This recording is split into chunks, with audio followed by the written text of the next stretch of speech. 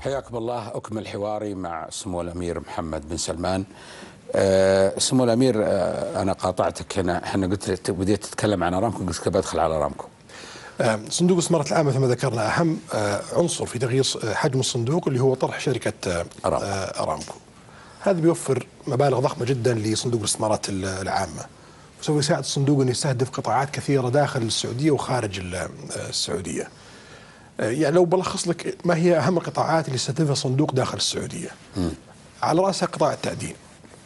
نعم، حسب مسح السبعينات التي أعيد دراستها في الفترة الماضية، في السنة الماضية. تعدين غير البترول. غير البترول. نعتقد أنه هناك فرص في التعدين بحجم تريليون 300 مليار دولار، حجم قيمة المعادن اللي موجودة في المملكة العربية السعودية. فقط الذهب منها يزيد عن 240 مليار دولار أمريكي. فهذا يحتاج استثمار ضخم جدا، ودائما المستثمر الأجنبي أو المستثمر المحلي صعب يخاطر في قطاع جديد مثل التعدين. فهنا لازم الليدنج يكون من خلال صندوق الاستثمارات العامة. فجزء من الكاش اللي من أرامكو يوفر القدرة للصندوق بأن يستثمر في هذا القطاع الجديد الذي لم يستغل منه إلى اليوم إلا أقل فقط من 3%.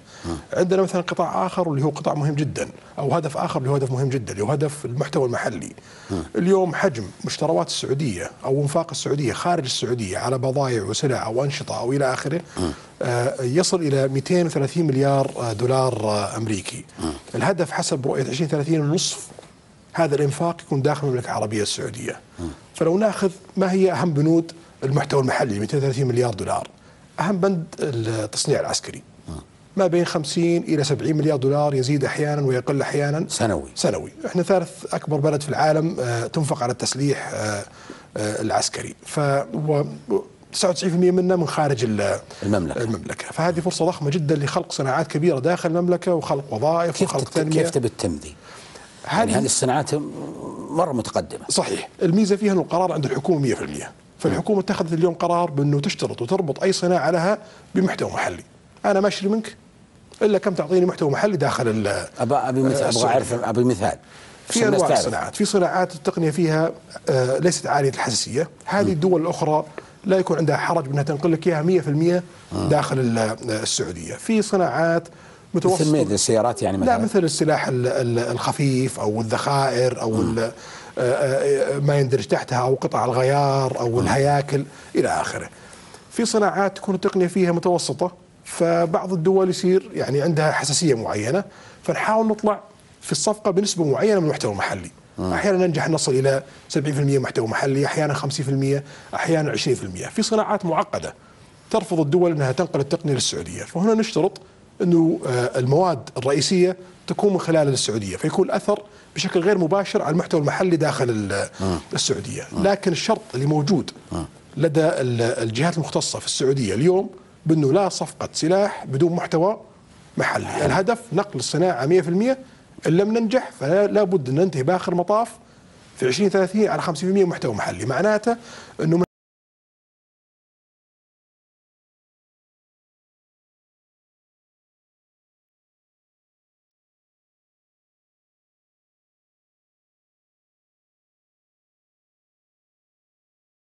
التسليح لأنه ضخم المبلغ. ثاني بند فيه اللي هي صناعة السيارات. تقريبا مشتريات السيارات من قبل السعوديين سنويا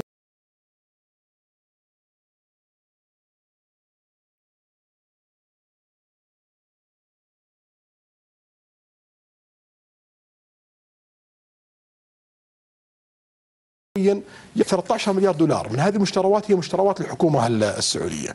فنستطيع أن نبدأ في المرحلة الأولى بأن نجعل توفير احتياجات الحكومة السعودية من خلال شركات التصنيع السعودية التي تساهم فيها الحكومة السعودية، وهذه بتوصلنا لنسبة 43% في 2030 من صناعة اللي بيصير في توطين لصناعة السيارات. صحيح. احنا ما راح نجي نحاول نقدم سلع كسيارات للمواطن في العشر سنوات القادمة. بيكون صعب جدا أن ننافس في الأسعار، وصعب جدا أن نقنعه بالجودة المطلوبة. لكن نستطيع أن نضمن هذه الصفقات أنها تكون للحكومة مقابل خلق هذه الصناعة داخل السعودية. أكبر ثالث بند يأتي اللي هو الترفيه والسياحة.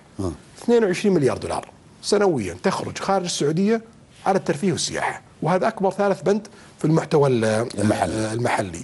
وهذا أصعب بند لأن قراره بالكامل عند المواطن السعودي، ما في جزء من هالمشتريات عند الحكومة السعودية.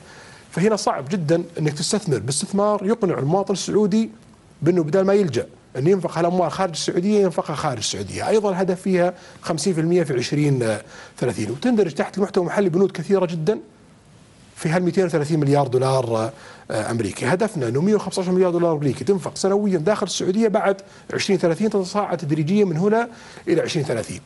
هذه كلها فيها تحديات، والربحية فيها ما تكون أحيانا بالشكل الجيد أو الشكل المطلوب، والمخاطرة فيها عالية جدا، فلن يستثمر فيها أي أحد إلا صندوق الاستثمارات العامة حتى ينجح هذا القطاع، وبعدين يخصص ويباع في سوق الأسهم، تطرح شركات في سوق الأسهم، ويبدأ صندوق يستعيد أمواله ويدخل في فرص أخرى. فهذا ثاني قطاع يستهدف صندوق الاستثمارات العامة بعد التعدين. ثالث قطاع يستهدف صندوق الاستثمارات العامة اللي هو قطاع الخدمات اللوجستية.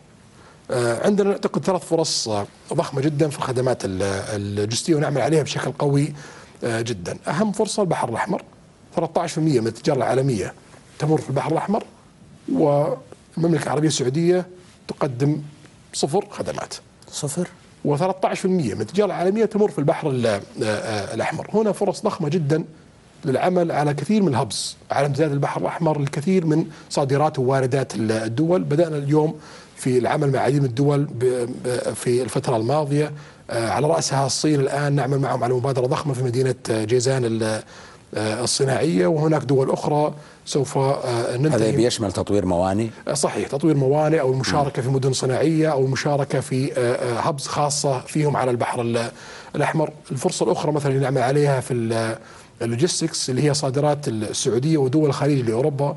40% من صادرات دول الخليج وصادرات السعودية لأوروبا، خصوصا صادرات دول الخليج تمر من الخليج العربي إلى مضيق هرمز، إلى البحر العرب، إلى باب المندب، إلى البحر الأحمر، إلى قناة السويس، إلى البحر الأبيض المتوسط. وهذه تستغرق مدة وتستغرق تكلفة، وأيضا فيها ريسك أمني.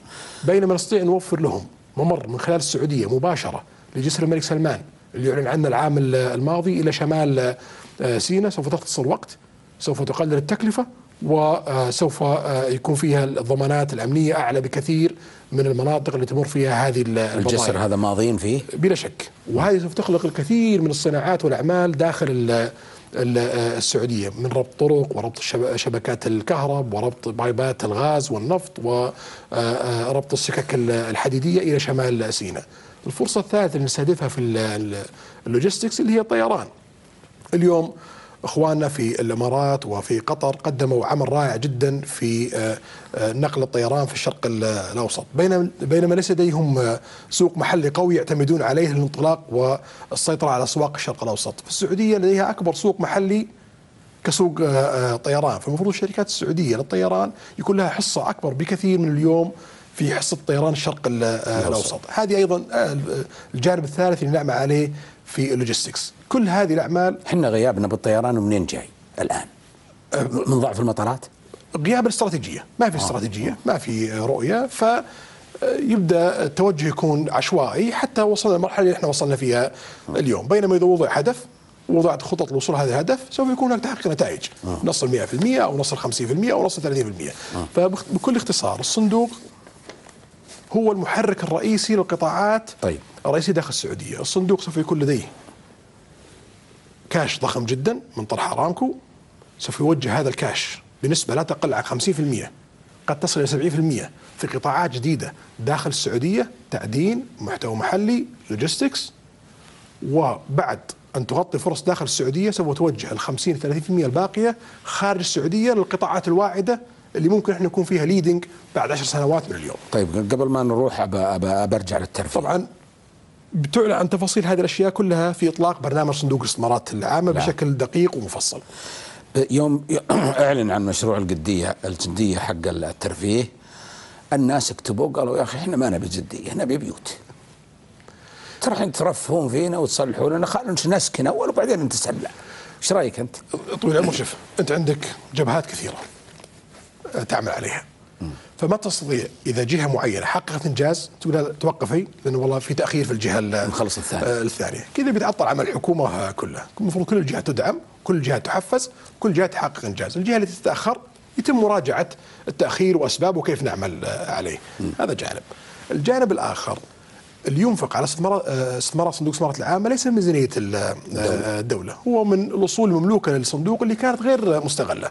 كانت في الماضي تعطينا ارباح 1%، نصف في المية، على افضل الاحوال 2.5%، وفي سندات وصناديق خارج المملكه العربيه السعوديه. اليوم اللي نسويه نحول هالمبالغ للسعوديه ونستثمر في قطاعات تعطينا ربحيه افضل من 2.5% او 1%، وتنمي قطاعات رئيسيه ومهمه عندنا وتساهم في المحتوى المحلي في جانب الترفيه. فهذا بنهايه المطاف يبي يخلق لي ارباح. هالارباح تبي تروح للصندوق، الصندوق بيحولها الى خزينه الدوله، فبيصبح وضع الدوله اقوى انها تغطي مصاريف اكثر، اسكان او غيرها من المصاريف اللي تحتاجها الدوله، غير انه بيخلق وظائف كثيره تساهم في حل كثير من اشكاليات لدى المواطنين السعوديين، غير انها بتساهم في تنميه القطاع الخاص وقطاعات. جميل.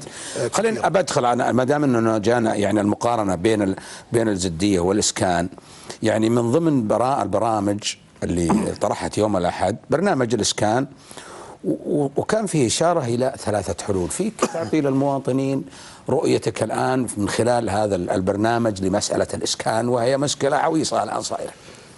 احنا متفائلين، نتوقع انه الاوضاع بالنسبه لنا ايجابيه اكثر مما كنا نظن. سوف يكون هناك مئات الالاف من الوحدات المجانيه في برنامج الاسكان. ايضا سوف يكون هناك اكثر من 1,000,000 وحده ميسره للمواطنين السعوديين بالاقراض. الاول مجاني بدون مقابل، مئات الالاف، ما في رقم معين، راح يتضح الرقم النهائي وقت اطلاق برنامج الاسكان، لكن بلا شك سوف يكون هناك اكثر من 1,000,000 وحده مجانيه.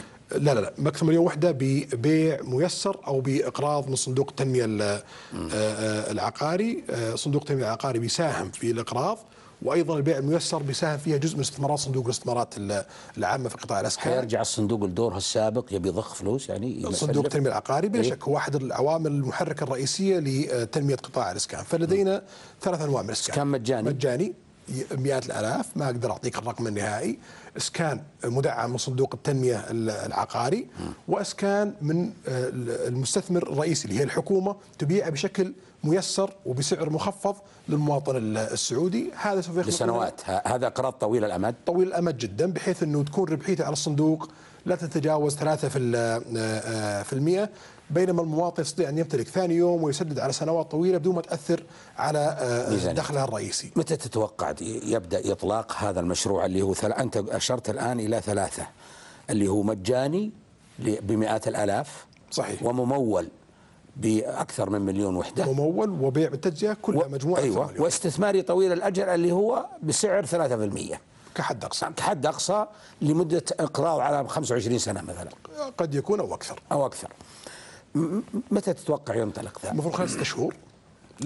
لا أتوقع أن من أول البرامج سوف تطلق، لأنه معقد جدا وفي إنفاق عالي جدا. أتوقع أنه سوف تطلق في الربع الثالث من 2017. سمو الأمير باخذ فاصل وارجع أكمل الحوار.